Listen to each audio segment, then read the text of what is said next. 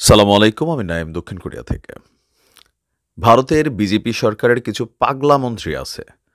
Basically রাজনীতির মাঠে এদের আসলে বেল নাই। তো এরা করে কি যেকোনো একটা ইস্যু যদি বাংলাদেশ ইস্যুতে পায়, আর সেই ইস্যুটা যদি কোনো কারণে ধরেন মানে ধর্মীয় ইস্যু হয়, দেন তারা রাজনীতির একটা অপচেষ্টা করে।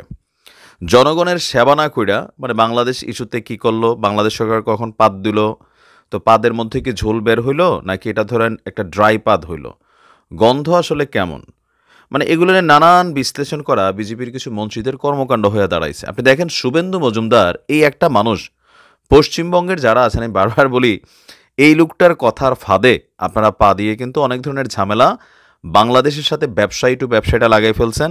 ইভেন আপনাদের ইকোনমি বলেন, পারস্পরিক বন্ধুত্বের জায়গাটা বলেন, সম্পর্কের জায়গাটা বলেন, সেইখানে অনেকে বোঝে না বুঝে এই পলিটিশিয়ানদের কথাবার্তায় নানান রকম অ্যাক্টিভিটিস করে কিন্তু একটা আভ্যন্তরীণ দূরত্ব আমরা তৈরি করছি। এখন দেখেন আজকে সে কী ধরনের হুমকি ধামকি দিচ্ছে। একটা স্বাধীন সার্বভৌম রাষ্ট্রকে প্রতিবেশী রাষ্ট্র হিসাবে যদি এরকম ভয় দেখানো হয়, তাহলে আমরাও তো বলতে পারি 10 ট্রাক অস্ত্রের চালান এবার আর সরকার না আটকায় একদম জায়গা মতো পৌঁছায় দিবে। এটাকে আমাদের বলার অধিকার আছে নাকি না? আপনি দেখেন সে কি বলছে যে ভারতের পশ্চিমবঙ্গ রাজ্যের কথিত নেতা, আমি তাকে কথিত নেতাই বলি, একজন পলিটিশিয়ান কখনো এই ভাষায় কথা বলে না। তার বক্তব্য হচ্ছে ভারত যদি একটি রাফাল যুদ্ধ বিমান পাঠায় তাহলে বাংলাদেশ কেঁপে উঠবে। মানে এটা তোমার বাপের দিনের সম্পত্তির জায়গা যে তুমি পাঠাইবা আর আমরা বসে বসে আঙ্গুল চষবো?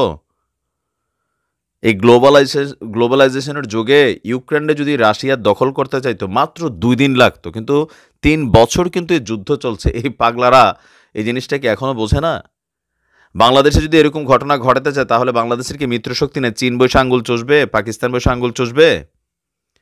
মানে কমন সেন্স। আমি ভারতের দেখেন, আমি উইথ ডিউ রেসপেক্ট আমি ভারতের বেশ কয়েকটা রাজনৈতিক দলকে খুবই শ্রদ্ধা করি। এর মধ্যে হচ্ছে আম আদমি পার্টি, অরবিন্দ কেজরিওয়ালের খুবই স্বচ্ছ একটা পার্টি আমার কাছে মনে হয়, খুবই ভালো একজন পলিটিশিয়ানও।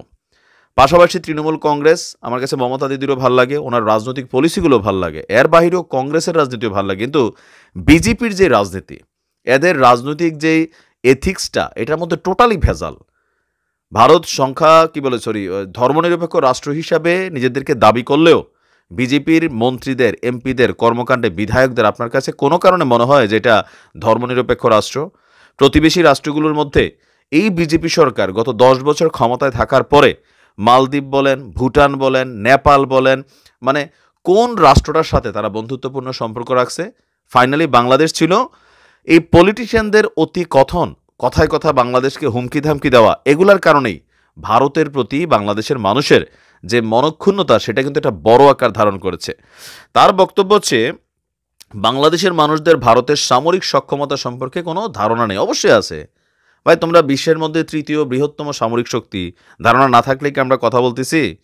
আচ্ছা, তো বলছে তাই তিনি যুক্তরাষ্ট্র, রাশিয়া এবং চীনের কাছ থেকে ভারতের সামরিক সক্ষমতা সম্পর্কে জেনে নিতে পরামর্শ দিয়েছেন।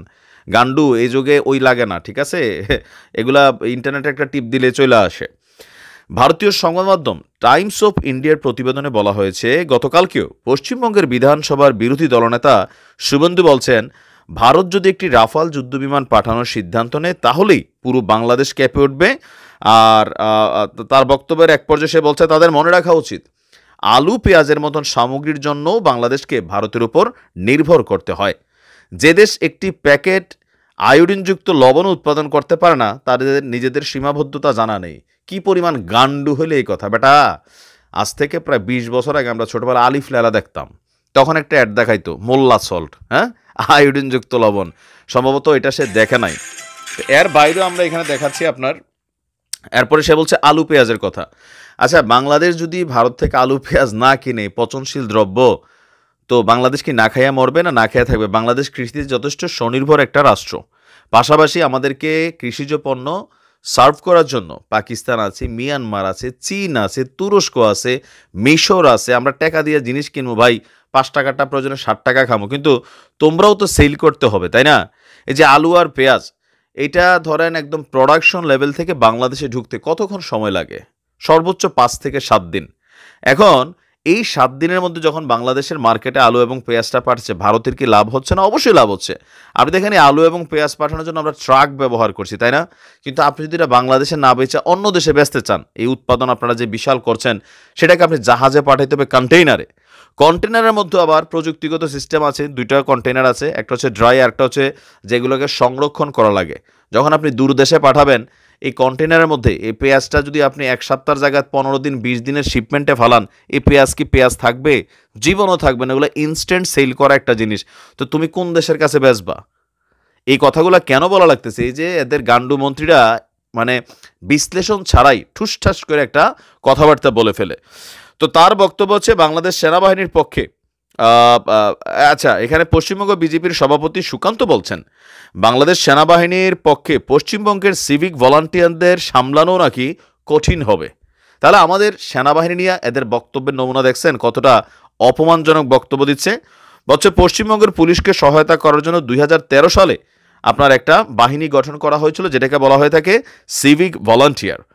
তো 2014 সালে বাহিনীর নাম থেকে পুলিশ বাদ দেওয়া হয়েছিল। আচ্ছা, যাই হোক, তো তাদের বক্তব্য এই সিভিক ভলান্টিয়াররাই বাংলাদেশের সেনাবাহিনীকে থামানোর জন্য যথেষ্ট।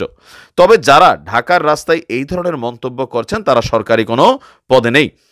এখন সুকান্ত বলছেন যে তারা দেখিয়ে দিয়েছে বাংলাদেশিরা কিভাবে ধর্মীয় উন্মাদনা মানুষকে।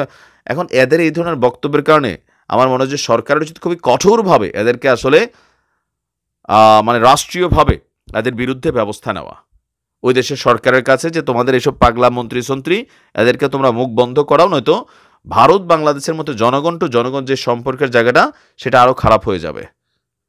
নিশ্চয় যারা দেখার তারা দেখবেন। আসসালামু আলাইকুম।